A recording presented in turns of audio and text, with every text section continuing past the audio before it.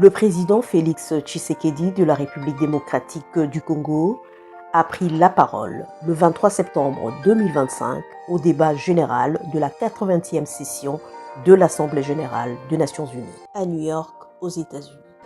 Il a adressé un appel solennel à l'Assemblée générale des Nations unies de reconnaître le génocide congolais. Depuis 30 ans, la guerre sévit dans l'est de la République démocratique du Congo, caractérisée par l'exploitation illégale des ressources naturelles de la RDC. Ces minerais stratégiques, le cobalt et le coltan, indispensables pour les équipements électroniques et la transition énergétique. 10 millions de Congolais sont morts dans cette guerre.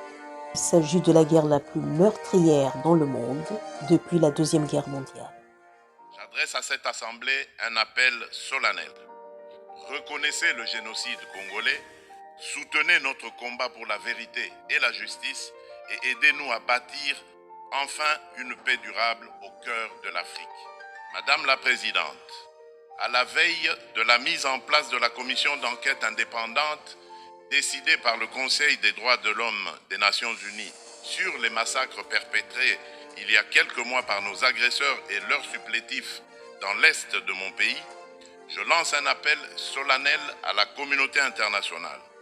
Elle a le devoir moral et politique de soutenir cette démarche essentielle afin d'établir la vérité, rendre justice aux victimes et jeter les assises d'une paix durable ancrée dans la mémoire et la responsabilité partagée. Depuis 3 décennies, la paix et la sécurité sont brisées à l'est de la République démocratique du Congo. Cette guerre s'est muée en une entreprise prédatrice. Elle dépasse depuis longtemps les seules dimensions militaires ou géopolitiques. Elle vise à piller nos ressources, effacer notre mémoire collective et détruire nos communautés. Les conséquences sont désastreuses. Des millions de morts, des familles décimées, près de 7 millions de déplacés internes, femmes et enfants pris pour cible, des villages rayés de la carte, des générations sacrifiées.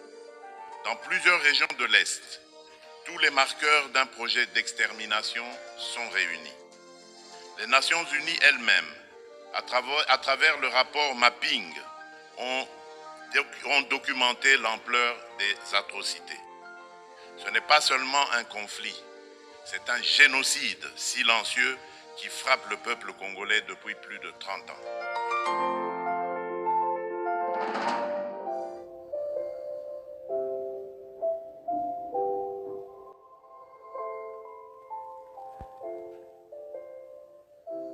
Makobola,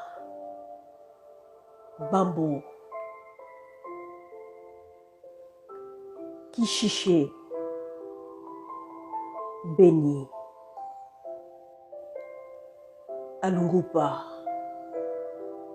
Mwenga et dans d'autres villages et villes de l'Est de la République démocratique du Congo. Ici, c'est l'hécatombe, une tragédie humaine.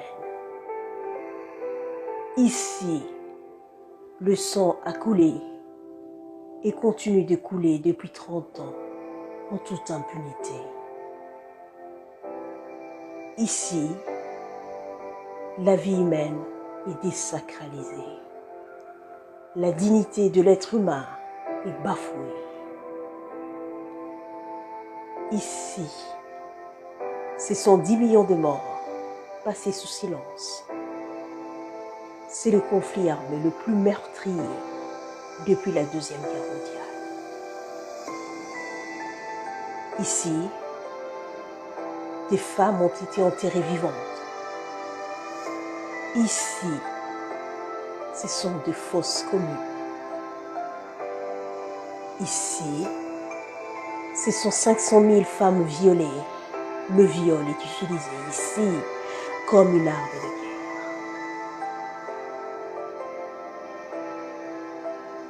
Ici, ce sont 5 millions de personnes déplacées. Ici, c'est le pillage de ressources naturelle de la RDC. Quel mécanisme de justice contre tous ces crimes pour que justice soit rendue pour 2 millions de victimes.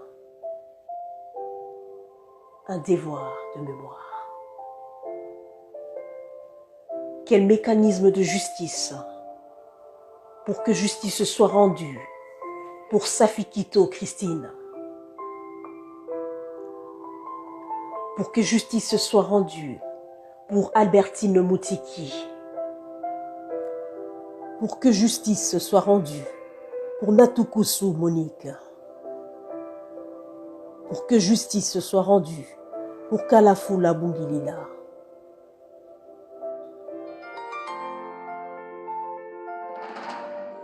Notre objectif demeure inchangé. Obtenir une paix juste, durable et vérifiable, non une accalmie factice et éphémère qui, depuis près de 30 ans, a trop souvent déçu l'espérance de notre peuple.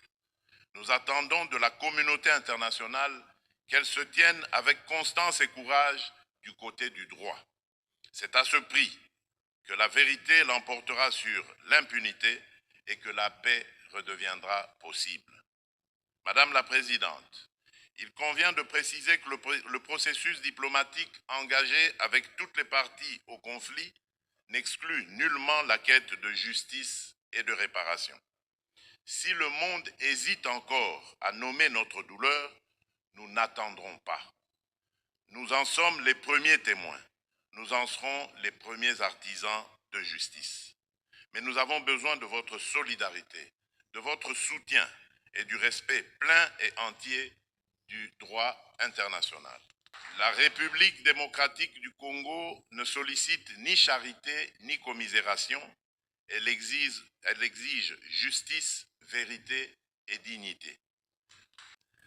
Madame la Présidente, un autre axe prioritaire concerne l'exploitation illégale des ressources naturelles, l'une des causes majeures et persistantes des conflits. La République démocratique du Congo entend placer au cœur du débat la gouvernance exemplaire de ces minerais stratégiques afin d'en garantir l'exploitation dans le respect des principes de développement durable, de la souveraineté économique et du bien-être des populations. À l'échelle mondiale, rompre le lien toxique entre rente minière et financement de groupes armés non étatiques exige une approche intégrée fondée sur l'harmonisation des règles de diligence raisonnable et de traçabilité, de la mine aux consommateurs, la transparence intégrale des chaînes d'approvisionnement et des bénéficiaires effectifs, des mécanismes de contrôle et d'audit indépendants, une coopération opérationnelle renforcée entre autorités douanières, judiciaires et financières, des sanctions ciblées et effectives contre les trafiquants et leurs réseaux de facilitation et une lutte résolue contre la corruption adossée à des normes de bonne gouvernance, à la publicité des contrats et à la traçabilité des paiements. Bien entendu, les dimensions des droits humains et de justice transitionnelle, ainsi que les agendas femmes, paix et sécurité et jeunesse, paix et sécurité, demeurent indissociables de cette action. Leur prise en compte effective est la condition d'une paix juste, durable et inclusive.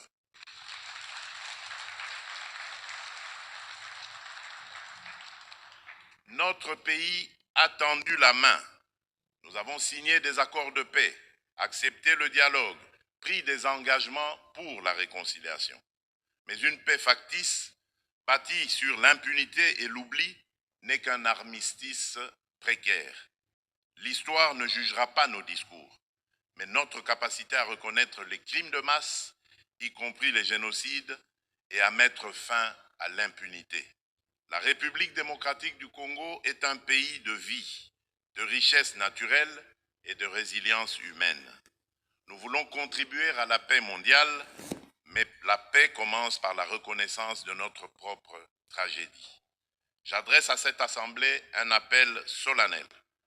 Reconnaissez le génocide congolais, soutenez notre combat pour la vérité et la justice et aidez-nous à bâtir enfin une paix durable au cœur de l'Afrique.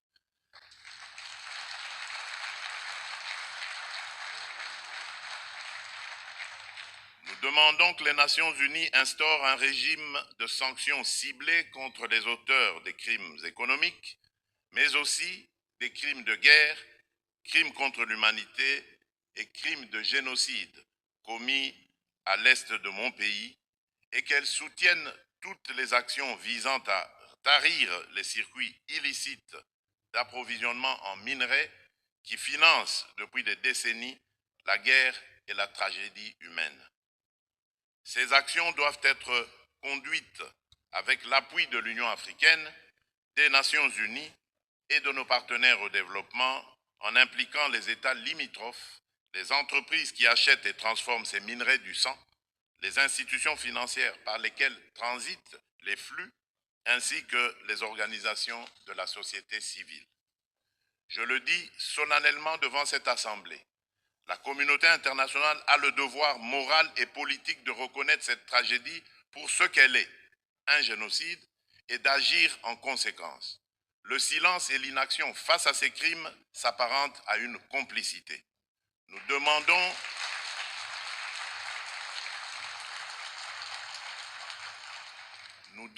la mise en place immédiate d'une commission d'enquête internationale indépendante et dotée de moyens pour établir la vérité, rendre justice aux victimes et rompre le cycle de l'impunité qui nourrit ce drame depuis des décennies.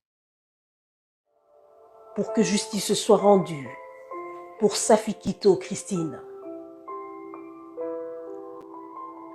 Pour que justice soit rendue pour Albertine Moutiki. Pour que justice soit rendue pour Natukusu Monique. Pour que justice soit rendue pour Kalafula Bungilila. Pour que justice